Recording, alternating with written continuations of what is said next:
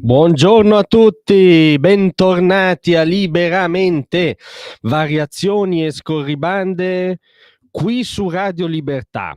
Allora, la prova che non esiste assolutamente un problema in Italia che coinvolge un pezzo di magistratura politicizzata, dichiaratamente schierata, che fa propaganda a volte anche greve, diciamo, contro l'avversario politico e magari sui dossier che poi direttamente o indirettamente comunque si trova a incrociare.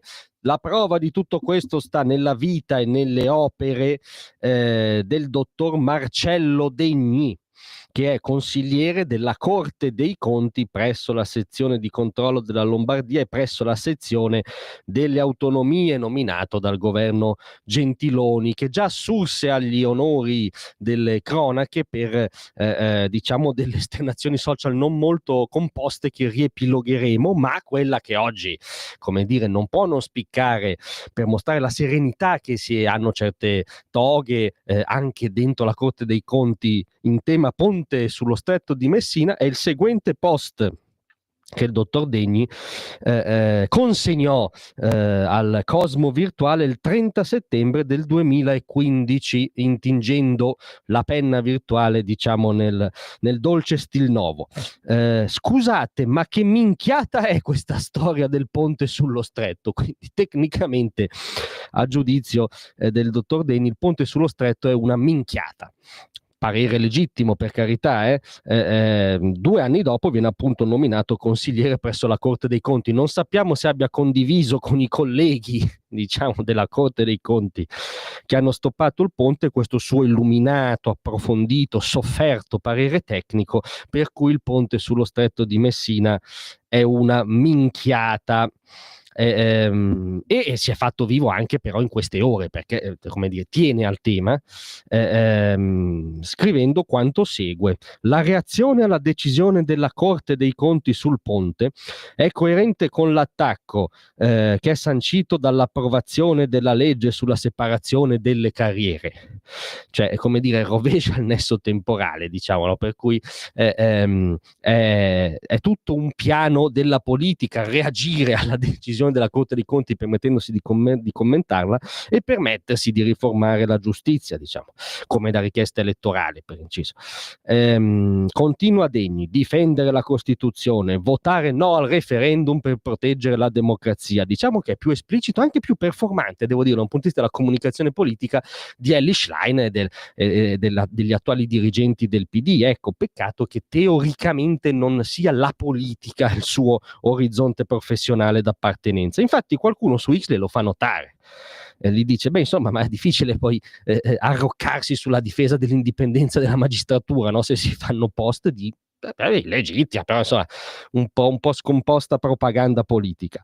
Risposta del dottor Degni: bisogna distinguere tra la manifestazione del pensiero che è libera per tutti, a eccezione dei fascisti banditi dalla Costituzione. È un'allusione assolutamente storica, sicuramente non ha retropensieri sull'attualità, e l'azione che deve essere svolta seguendo norme e prassi, con imparzialità, come ho sempre fatto e come fanno tutti i magistrati. Per carità, noi siamo sicuri che nella sua azione ha sempre scisso i suoi non sfumatissimi pareri politici dalla puntuazione di magistrato. Certo che, diciamo, uno che innalza la libertà di parola come valore, tu ti aspetti che sui social, che ne so, si spenda in elogi di Voltaire, di John Stuart Mill, di Locke, insomma, degli eroi della libertà di parola, della libertà individuale. No, il dottor Degni divenne famoso anche perché sui social decantava le lodi di un noto custode della libertà individuale, Ernesto Che Guevara della Serna, definito dal dottor Degni vivo, luminoso, immortale. Ricordo solo che il concetto di libertà che aveva Che Guevara, per esempio, si è riferito a chiunque non volesse la realizzazione del paradiso comunista a Cuba, o chiunque volesse continuare a essere cristiano, o chiunque fosse omosessuale, era internare costoro nei campi di concentramento. Ma è una versione particolare del liberalismo. Ma Degni addirittura parlò bene espressamente del comunismo sui social, virgolettato: una passione collettiva gioiosa, etica e politica, che combatte contro la trinità della proprietà, dei confini e del capitale, citando Toni Negri. altro noto intellettuale di riferimento, diciamo, di tutti i liberali e i moderati. Questo è, adesso ci fermiamo perché non vogliamo, come dire, riversarvi addosso tutto il Degni pensiero.